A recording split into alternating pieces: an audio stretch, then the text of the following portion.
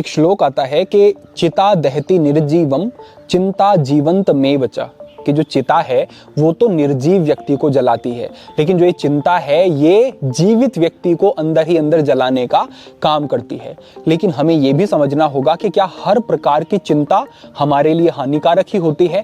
इस बात को आप ऐसे समझें कि एक बार जब वेद व्यास जी महाभारत की रचना करने के लिए उद्यत होते हैं, तब वो सोचते हैं कि मुझे कोई व्यक्ति ऐसा चाहिए जो कि मैं बोलता जाऊं और वो लिखता जाए, जिससे कि रचना शीघ्रता से हो सके, बेहतर तरीके से हो सके। तब वो सोचते हैं कि मैं लगातार श्लोकों को बोलूं और कोई इस प्रकार से उनको त्रुटि से बिल्कुल हट करके लिख सके, ऐसा कौन है। तो उनके मस्तिष्क में आता है कि ऐसा तो गणेश जी ही कर सकते हैं। तब वो साधना करते हैं, गणेश जी का आह्वान करते हैं, गणेश जी प्रकट होते हैं, वेद व्यास जी उनके सामने ये प्रस्ताव रखते हैं कि मैं बोलूं और आप लिखें, इस प्रकार से महाभारत की रचना करनी है। लेकिन गणेश जी उनके सामने एक शर्त रख देते हैं कि अगर मैं लिखता हुआ रुका तो उसके आगे मैं नहीं लिखूंगा। तो आपको लगातार श्लोकों को बोलना होगा बिना रुके। मैं लिखता जाऊंगा तो मैं लिखता रहूंगा, रुका तो मैं फिर आगे नहीं लिखूंगा। तब वेद व्यास जी सोचते हैं कि मुझे थोड़ा समय तो चाहिए होगा, कई बार कुछ कठिन श्लोक हैं, कोई विशेष ज्ञान है, वो मुझे अग्रेषित करना है, थोड़ा समय तो चाहिए। तो वेद व्यास जी गणेश जी के सामने शर्त रखते हैं कि आपको बिना समझे किसी भी श्लोक को नहीं लिखना है। पहले आप जो लिख रहे हो, जो लिखने जा रहे हो, उसको समझना है और उसके बाद ही उसको लिखना है। इस प्रकार से एक दूसरे के सामने ये एक एक शर्त रख देते हैं। अब इन दोनों के सामने ही तनावपूर्ण स्थिति है। वेद व्यास जी को निरंतर श्लोकों की रचना करनी है। अब जब वेद व्यास जी को समय चाहिए, तब वेद व्यास जी कोई एक ऐसा श्लोक बोलते जिसे समझना वास्तव में बहुत कठिन होता। अब उस पर निरंतर फिर काम करना गणेश जी को पड़ता और समझ करके उसे लिखना पड़ता। दोनों के सामने ही तनावपूर्ण स्थिति है, लेकिन यह तनाव उनकी प्रोडक्टिविटी को बहुत अधिक बढ़ा रहा है। रचना बेहतर तरीके से हो रही है, विशेष श्लोकों की रचना हो रही है, डिस्ट्रैक्शन हट जाता है ऐसी स्थिति में। तो इस तरीके की जो स्ट्रेस होती है वो आपकी प्रोडक्टिविटी को बढ़ाने वाली होती है, इससे आपको हानि नहीं है। ये जो स्ट्रेस होती है ये कभी बढ़ती है, फिर नीचे आ जाती है, फिर बढ़ती है, फिर नीचे आ जाती है, क्योंकि ये कंट्रोल्ड स्ट्रेस है। यानी कि ये किसी विशेष कारण से है और आपके नियंत्रण में है। तो ये स्ट्रेस आपके दिमाग को नेगेटिव तरीके से प्रभावित नहीं करती है, कोई नकारात्मक प्रभाव नहीं होता है। लेकिन जो स्ट्रेस बिना किसी विशेष कारण के, यानी कि आपने अच्छे से तैयारी कर ली, कोई विशेष कारण नहीं है, अच्छे से आप पढ़े हैं वर्ष भर, जो भी स्थिति है सारी स्थितियां बेहतर हैं, लेकिन फिर भी अगर तनाव हो रहा है, फिर भी अगर डर है, फिर भी अगर चिंता है, तो ये जो स्ट्रेस है ये आपके दिमाग की क्षमता को बहुत अधिक प्रभावित करती है और आप अपनी मेमोरी को कम होता हुआ, चीजें याद नहीं हो रही हैं, सारा कुछ याद है लेकिन एग्जाम में बैठ करके भूल गए, इस तरीके की स्थितियां बनती हैं आपके सामने। अब आगे के इस मार्गदर्शन में हम दो विषयों को समझते हैं। इस स्ट्रेस का, जो क्रॉनिक स्ट्रेस होती है, लगातार बनी रहती है, जो आपके कंट्रोल में नहीं होती है, इसका आपके दिमाग पर क्या असर होता है, और दूसरे भाग में हम समझते हैं कि इसको आप कैसे अपने नियंत्रण में कर सकते हैं, ठीक कर सकते हैं और अपने फोकस को, प्रोडक्टिविटी को, मेमोरी को, दिमाग को बेहतर रख सकते हैं। आप इस विषय को समझते हैं। निरंतर रहने वाले तनाव से आपके दिमाग का हिस्सा एमिगडाला ये बहुत अधिक प्रभावित होता है। जो ये एमिगडाला है ये फियर सेंटर है, यानी कि ये डर से संबंधित होता है। अगर ये बहुत ज्यादा एक्टिव हो जाता है तो उस स्थिति में आपको बहुत ज्यादा डर लगना शुरू हो जाएगा। अब कई विद्यार्थी ऐसे होते हैं कि परीक्षा में बैठते ही हार्ट बीट बढ़ने लग गई उनकी, अजीब सा उन्हें फील होने लगा। कई कहते हैं कि हमें तो ऐसा लगता है जैसे वोमिटिंग सी होने को हो रही है। ये इस तरीके का जो डर है ना, डर बहुत अधिक बढ़ गया। क्यों? क्योंकि आपकी जो निरंतर स्ट्रेस बनी हुई थी उसकी वजह से आपके दिमाग का एमिगडाला जो ये हिस्सा है ये ज्यादा एक्टिव हो गया है। इसकी वजह से ये डर में आपको डाल रहा है, ये आपकी प्रोडक्टिविटी को अब खत्म कर देगा। दूसरा आपके दिमाग का हिस्सा होता है हिपोकैम्पस। ये आपकी लॉन्ग टर्म मेमोरी से संबंधित होता है। आपने आज कोई चीज ठीक से याद की, समझ ली, उसको आप एग्जाम में बैठ करके 3, 4, 5 महीने बाद भी याद कर सकें, लिख सकें, ये हिपोकैम्पस का काम है। लेकिन जब आप लगातार स्ट्रेस में रहते हैं तो हिपोकैम्पस का जो आकार है वो छोटा होना शुरू हो जाता है और आपकी लॉन्ग टर्म मेमोरी आपकी बेहतर फिर नहीं रहती है। इस प्रकार का प्रभाव होता है। तीसरा दिमाग का हिस्सा होता है डोर्सोलेटरल प्रीफ्रंटल कॉर्टेक्स। ये हिस्सा भी नकारात्मक रूप से प्रभावित होता है। ये आपकी वर्किंग मेमोरी से संबंधित होता है, यानी कि मैं अभी कुछ जो बोल रहा हूं, मैंने ये अपने दिमाग में इसका प्रारूप बना लिया या जो भी कुछ कर लिया, ये मेरी वर्किंग मेमोरी है। मैं अभी कुछ समझ रहा हूं, मेरे दिमाग में चीजें आ रही हैं, मैं थोड़ा सा पीछे से कुछ चीजें ले रहा हूं और मैं आपको कुछ चीजें बता रहा हूं। ये जो वर्किंग मेमोरी है ये भी आपकी प्रभावित हो जाती है अगर आप निरंतर तनाव में रहते हैं। इससे आगे बढ़ते हुए जो आपका ऑटोनोमिक नर्वस सिस्टम होता है, इसके दो हिस्से होते हैं, sympathetic nervous system, parasympathetic nervous system. ये दोनों ही इससे प्रभावित होते हैं। विशेष रूप से जब आप स्ट्रेस में होते हैं तो सिंपैथेटिक नर्वस सिस्टम आपका ज्यादा सक्रिय हो जाता है।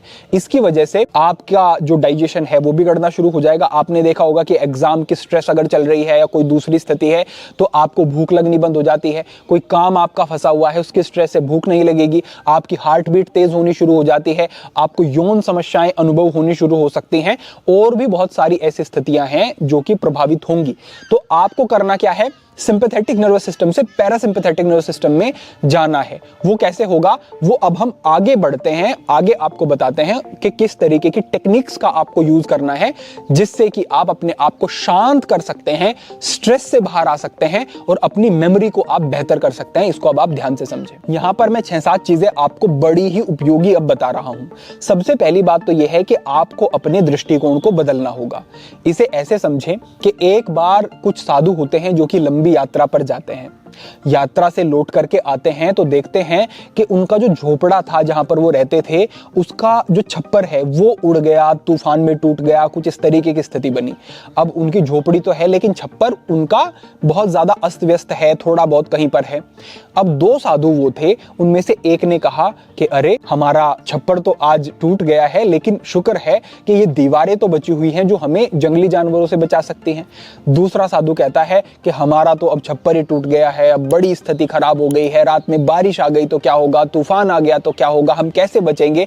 इस प्रकार का दृष्टिकोण है। पहला साधु अंदर जाता है, लेटता है तो कहता है कि आसमान में सितारे दिख रहे हैं, शुक्र है बारिश की भी कोई संभावना नहीं है और आज कितना अच्छा लग रहा है, लेटे हैं सुरक्षित और आसमान भी दिखाई दे रहा है। दूसरे वाला साधु कहता है कि कितनी बुरी स्थिति है, डर में मुझे तो आज नींद भी नहीं आएगी कि कहीं बारिश ना आ जाए, हम कैसे बारिश से बचेंगे। इस प्रकार की स्थिति, यानी कि स्थिति एक ही है लेकिन जो 2 साधुओं का दृष्टिकोण है वो दोनों का अलग अलग है। बिल्कुल इसी तरीके से आप समझें। आप सोचते हैं कि आपके सामने बड़ी मुसीबत है, आप सोचते हैं कि आपका जीवन बहुत कठिन है, बिल्कुल नहीं। सबके जीवन में अपनी अपनी चुनौतियां हैं, लेकिन उन चुनौतियों पर कौन कैसे रिएक्ट कर रहा है, इसमें सबकी स्थितियों में बड़ा भारी अंतर आपको देखने को मिलेगा। योग तो कहता है कि सिद्ध असिद्ध्यो समो भूत्वा, कि सिद्ध असिद्ध यानी कि अच्छी बुरी परिस्थिति में जो एक सा बना रहता है वो ही योगी है। इस तरीके के योग को अगर आप अपने जीवन में अपना लेंगे तो आप हर प्रकार के तनाव से और स्ट्रेस से बाहर आ जाते हैं। सब कुछ परमात्मा के अधीन है, उनके ऊपर छोड़ करके हमें केवल पुरुषार्थ करना है, बिना प्रमाद के, बिना आलस्य के अथक परिश्रम करना है हमें। लेकिन जब हमने परिश्रम कर दिया तो फिर हम चिंतित नहीं होंगे, फिर हम शांत रहेंगे और हम जीवन के सकारात्मक पक्ष को देखने का प्रयास करेंगे। अगर ये दृष्टिकोण आपने अपना सुधार लिया तो मैं पक्का कहता हूं कि सारे तनाव से आप बाहर आ जाएंगे और आपके दिमाग के लिए ये निश्चित रूप से बहुत ही बेहतर होगा। तो ये हमारा पहला बिंदु हुआ। दूसरे स्थान पर आपको ध्यान रखना है कि अपनी नींद को बेहतर रखना है।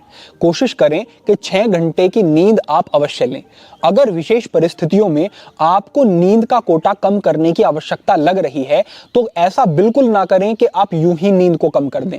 उसके लिए फिर तरीके हैं, वो हमने पहले मार्गदर्शन किया है कि कौन से प्राणायाम करने हैं, क्या अपने जीवन शैली में और आहार में बदलाव करने हैं जिससे कि जो आपकी प्राण शक्ति है उसको आप बचा सकें और कम सो करके भी आप ज्यादा प्रोडक्टिव रह सकें। इसके लिए पहले मार्गदर्शन किए गए हैं, डिस्क्रिप्शन में आपको लिंक मिल जाएगा कि नींद का कोटा कम करने का योगिक तरीका, ऐसा मिल जाएगा आपको, वो देखें। तो दूसरा हमारा बिंदु हुआ कि नींद का आपको ध्यान रखना है अपनी। तीसरा जो हमारा तरीका है वो है आपको विजुअलाइज करना है। ये तो आपने सुना ही होगा कि आपका ब्रेन इमेजिनेशन और रियलिटी में बहुत अंतर नहीं कर पाता है। तो अगर आप बैठ करके ऐसा विजुअलाइज करते हैं कि आप एग्जाम हॉल में बैठे हैं, आपके सामने आपका एग्जाम पेपर है, शीट है, आपके हाथ में पेन है, आप लिख रहे हैं, आपको सब कुछ याद है, आप कॉन्फिडेंट हैं, आप रिलैक्स हैं, आपके चेहरे पर एक स्माइल है। इस तरीके से अगर आप अपने आप को विजुअलाइज करते हैं बैठ करके रोज 5 मिनट, तो आपके दिमाग के लिए वो जो स्थिति होगी ना, एग्जाम हॉल, वो सारी चीजें, वो इन्वायरमेंट, वो बहुत सामान्य हो जाएगा। जब आप अपनी परीक्षा के लिए जाकर के बैठेंगे तो आपके दिमाग को उसमें कुछ नया नहीं लगेगा, वो सामान्य लगेगा और आप उस समय पर रिलैक्स रह सकेंगे। और इस पर बड़े शोध हुए हैं, ये टेक्निक काम करती है, इसे आप अपनाएं तो भी आप इस स्ट्रेस से, इस डर से बाहर आ सकेंगे और आप पूरी क्षमता के साथ अपनी परीक्षा और अपनी सारी चीजों को, अपने कार्यों को जीवन में कर सकेंगे। चौथे नंबर पर आप समझें कि आपको शारीरिक व्यायाम करना है। भले ही आपके एग्जाम हैं, भले ही आप व्यस्त हैं, आप ये समझ लो कि मुझे 30 मिनट 40 मिनट अपने शरीर के लिए निकालनी है। बाहर जाकर के व्यायाम नहीं कर पाते हैं, घर पर ही करें। योग अभ्यास करें, देसी व्यायाम करें, आप पुशअप लगाएं या कुछ भी जिस तरीके से आप करना चाहें करें, लेकिन 30-40 मिनट का व्यायाम आपको करना है। जब आप एक्सरसाइज करते हैं तो उससे कोर्टिसोल हार्मोन का लेवल कम होगा, डोपामाइन लेवल बढ़ना शुरू हो जाएगा, सेरोटोनिन लेवल बढ़ना शुरू हो जाएगा और एंडोर्फिन जैसे हार्मोन भी बढ़ने शुरू हो जाएंगे, जो कि सारे ही फील गुड हार्मोन हैं और ये आपको स्ट्रेस से बाहर ला करके आपको बहुत रिलैक्स करते हैं और अच्छा फील कराते हैं। तो प्रतिदिन 30 से 40 मिनट का शारीरिक व्यायाम अभ्यास आपको करना है। ये आप पक्का नियम बनाएं आज से। इससे आगे बढ़ते हुए आपको मैं केवल एक टेक्निक बता रहा हूं, जो एक सांसों की टेक्निक है, जो कि आपके पैरासिम्पैथेटिक नर्वस सिस्टम को सक्रिय करने का काम करेगी। 10 मिनट का कम से कम अभ्यास करना है, चाहे तो 15 मिनट का अभ्यास कर सकते हैं। करना क्या है, 4-7-8 टेक्निक आप इसे समझें। तो आपको मन ही मन 4 तक काउंट करना है और 4 तक काउंट करते हुए आपको इनहेल करना है। सांस को 4 तक काउंट करते हुए अंदर लेना है। अब आपको 7 तक काउंट करना है और 7 तक काउंट करते हुए आपको अंदर ही सांस को रोक करके रखना है। और खास बात इसमें यह है कि आपको 8 तक काउंट करना है और 8 तक काउंट करने में आपको एक्सेल करना है। अगर आप ये कर लेते हैं, यानी कि आपका एक्सेल जो है वो सबसे लंबा रहेगा यहां पर, तो आप देखेंगे कि तुरंत ही आप बहुत ज्यादा रिलैक्स हो जाते हैं। क्योंकि रेचक यानी कि एक्सेल जो है, जितना आपका कंट्रोल में होगा, जितना आपका धीमा होगा, जितना आपका शांत होगा, उतना ही ज्यादा आपका पैरासिम्पैथेटिक सक्रिय होना, आप अच्छा अनुभव करने लगेंगे, आप स्ट्रेस फ्री अनुभव करने लगेंगे, आप रिलैक्स होने लगेंगे, ये निश्चित रूप से होगा। तो आपने इनहेल किया 4 की गिनती तक, अंदर सांस को रोक करके रखा 7 की गिनती तक और एक्सेल किया आपने 8 की गिनती तक, धीरे धीरे धीरे धीरे कंट्रोल वे में।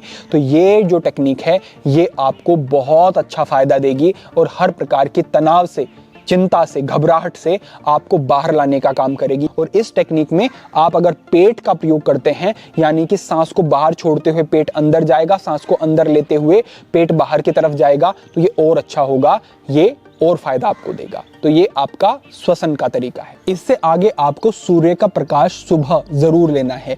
इससे मेलाटोनिन हार्मोन का लेवल थोड़ा कम हो जाता है, कोर्टिसोल का लेवल हल्का बढ़ता है, जिससे कि आप तुरंत एक्टिव हो जाते हैं, फ्रेश फील करते हैं और विटामिन डी आप लेते हैं, तो ये आपको स्ट्रेस से बाहर ला करके आपके मूड को अच्छा करने का काम करता है।